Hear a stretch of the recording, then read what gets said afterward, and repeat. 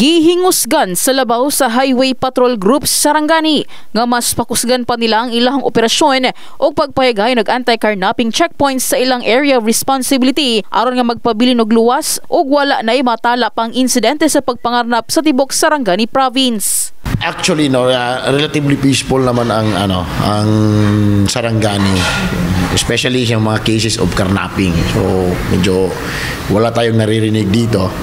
So nagkaroon lang ng carnapping dito last year. We were able to file a case, one carnapping case, motorcycle nung araw ng Malapatan.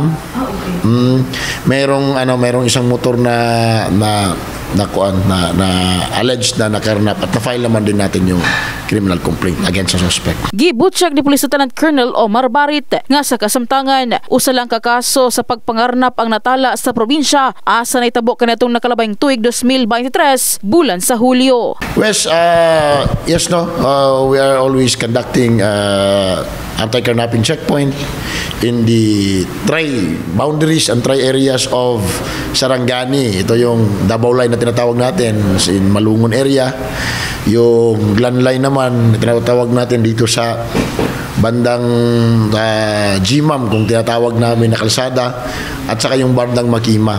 So araw-araw natin ginagawa yung checkpoint na yan, yung anti-carnapping checkpoint na yan, mga spotting natin because that is our mandate. Gawas sa HPG, hugot usab ang pagpatuman sa Land Transportation Office Region 12 sa ilang mga ginahimong operasyon as sa ubay-ubay na nga mga motorista ang nakasupak sa balaod trapiko ang nasampulan mahitungod sa kakulangon sa mga saktong dokumento sa pagmaneho. Ito po ay isa sa mga mandate ng PNP.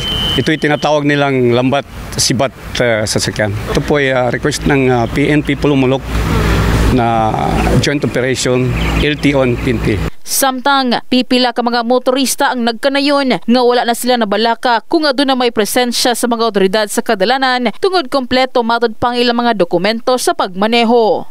Okay naman kay kompleto man ta. So okay. Wala tay kabalaka.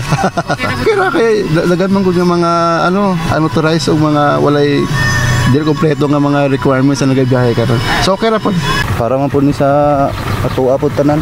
Tungod niini, kanunay matud pang ginapahimangno sa mga otoridad ang kamahinungdanon sa pagdala og mga saktong dokumento aron malikayan ang pagkadilatar og perwisyo sa biyahe. In the heart of changing lives, kini si MJ Fernandez sa Brigada News Jansan.